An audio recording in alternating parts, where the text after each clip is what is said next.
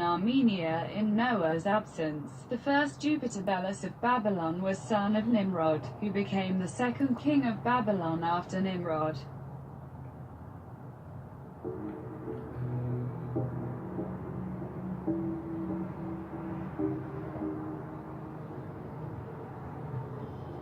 This Jupiter Belus, after becoming king, now wanted to be king of the whole world as well, and he was the first person to violate and break all the laws. Right there. And he put up an end to the golden age as mentioned by... So that was the golden age. The golden age was the age of Noah and the righteousness that he brought forth unto the kingdom and the great prosperity that was faced. Then when the first king wanted to do away with laws and violate, break all the rules that kept order, that was the end of what we know as the golden age. Many ancient historians. After this, and what did they show? They show an arrow going into the skull of a lion. Put up an end to the golden age as mentioned by many ancient historians. After this, everything known to men as common, peace and freedom disappeared. One of the plans of Jupiter Belus was... And don't we know that 7,500 years ago, all this peace disappeared and war broke out and caste systems was created. Of his uncle Saga Sabatius and his entire family, and for that he turned to his own son, Ninus, for help. Saturn Saga, after discovering what Jupiter Belus was up to, he had no other choice left but to escape. He fled to Italy to find his grandfather Noah, for protection. So Noah had grand armies. Every time we hear about an ancestor, Abraham, all these people, they had armies. They had followed hundreds of thousands of people. Note, the Roman 3rd century AD poet Virgil, in his Poets, which was another way of describing the history, writes, Saturn was banished heaven by Jupiter.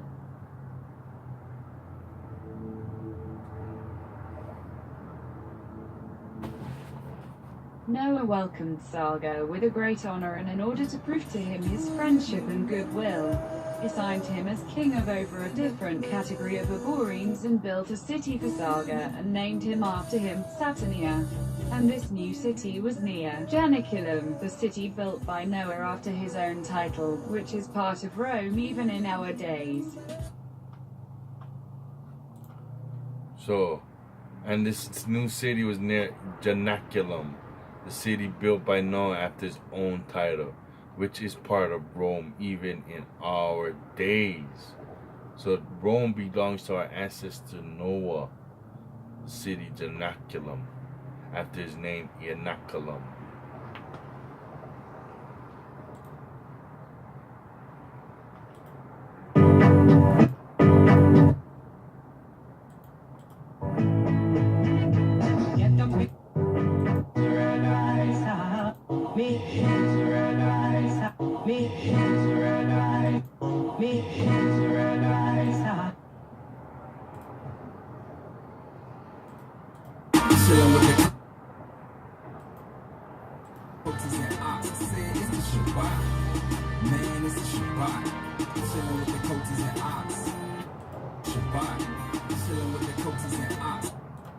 Note, the title of Noah is not Ianculum but Janiculum. Janus and Saturn reign together.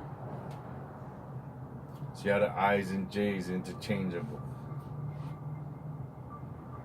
It was Ianaculum, because there was no J in that time.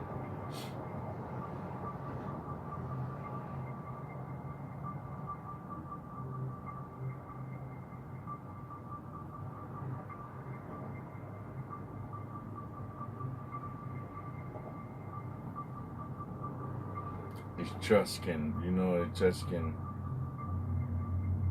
people talk about them all the time, Etruscans, Afro-Asian people.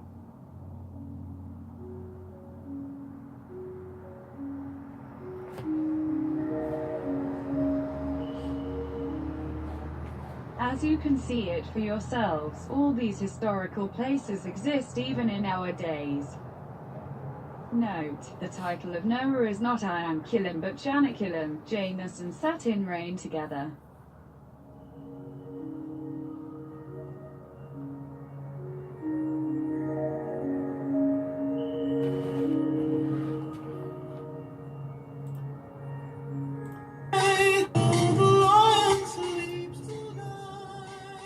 At the time, Tetia the Great, Noah's wife, began to form order of nuns and ceremonies of Vestal Virgins, which required setting up lights and lamps in the churches and temples. Dedicated to virginity and chastity, this ceremony was highly respected at those days, even at the time of Romans. Note, ancient historians have written about this ceremony, but unfortunately later on, many years after Noah, with paganism gaining the ground, this ceremony was twisted and corrupted. And in some cases the virgins which were in charge of... So you see how everywhere you go, you see how it was a single deity, and then later on it became different and more was included.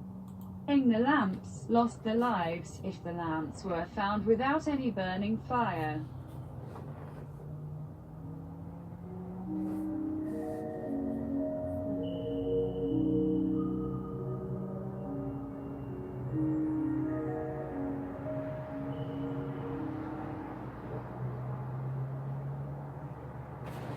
I love my new con.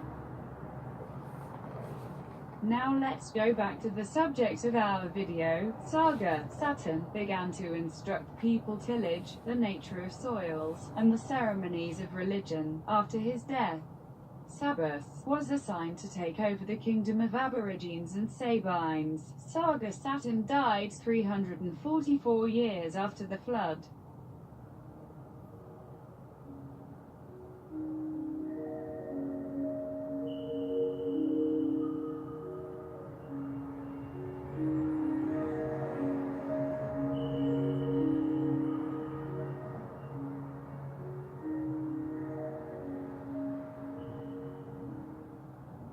At the same year, Noah felt that his end is approaching as well. He assigned one of his own sons, called Cranus, as the king of and patriarch over the Janagines, which in our days is called Tuscans. And he departed from this world and gave up his noble and heroic spirit to his Maker, and this happened 346 years after the flood. Noah reigned in Italy many years and died at the age of 950 years old. The death of this king and patriarchy made almost everyone around the world sad, especially the Armenians and Italians, who in most... Now look what they're showing you.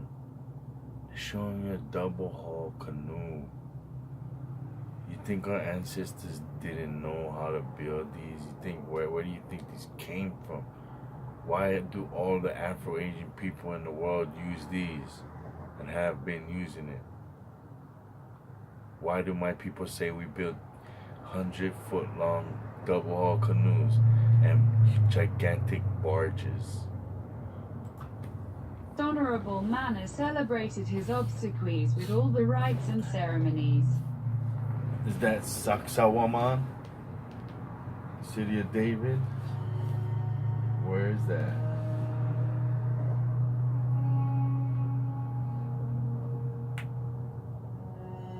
Looks like that's Machu Picchu. Noah was given many different titles after his death, like Son, the Heaven, the Seed of the World, the Father of Gods, the Soul of the World, the God of Peace, the Giver of Justice and Holiness, the Expulser of Now you told something about Noah, but you don't know all of this. You don't know this amazing stories. They never made movies about Noah and showed this theme. Come on now. This is a beautiful story. Things hurtful, and the children and successors of Noah were called Janus, Geminus, Quaerisons, Enetrius, Ogyges, Vertumnus, Paedemon, Protheus, Malteses, Despiter, and Jupiter.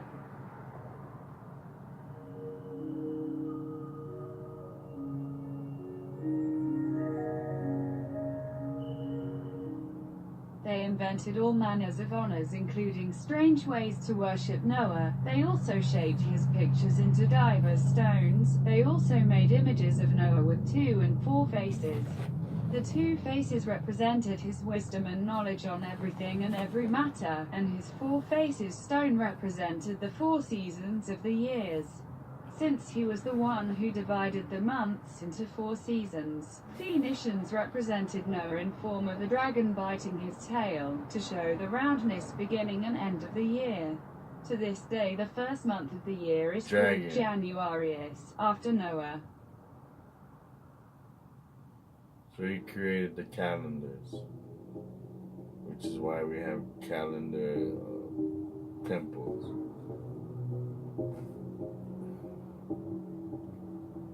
Like Kukulinoku, birthing stone. Like his beard. Servius has recorded that Noah was creator of keys and gates. That is why he is represented with 2 keys in his hands. He invented doors and keys to lock and protect the holy temples and sacred places from being polluted and robbed. Machu Picchu, Sacsayhuaman, Cusco, Casma. This is in Italy. Look at his high cheekbones, medium-sized nose, springy hair, lips.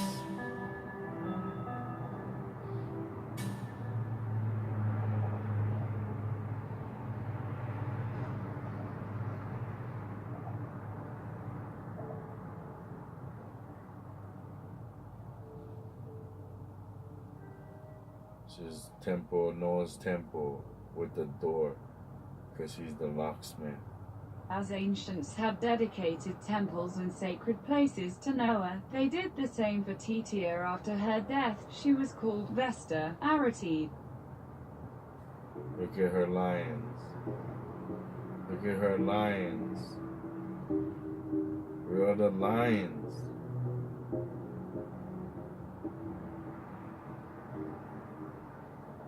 Propertius, another ancient poet and historian, writes that, without any doubt, no one has been honored and worshipped as God as much as Noah. In those very ancient times there were so many gods held and worshipped among ancients, because those who ruled and governed justly, godly and treated their people with equality and uprightness were treated like gods, without any idolatrous adoration unto them.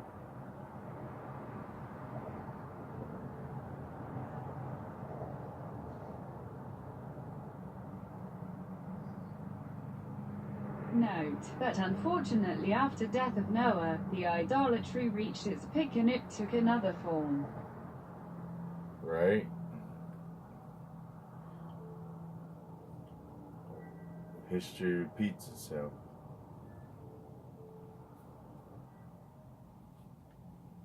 And Ovid writes that the Golden Age died with Noah.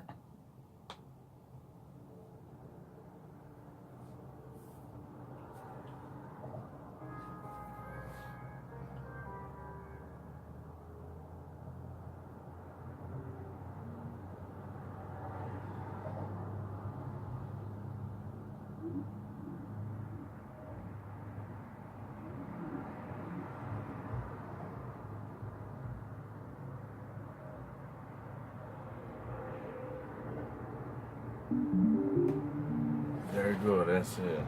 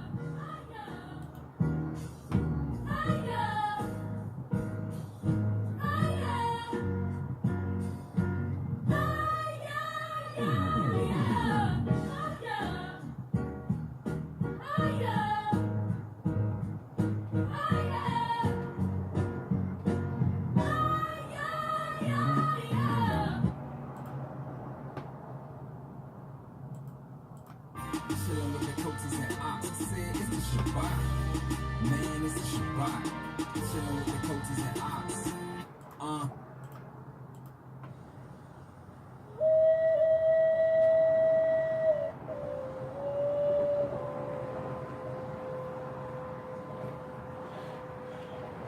Beraka haya haya, machaha to the family out there. I pray you enjoyed your Shabbat. Shabbat Shalom to all you. And may you find your way back to the source. Guide you in righteousness and forever hold you to that torch. Keep it moving. It's all going one direction, the right way. See you guys.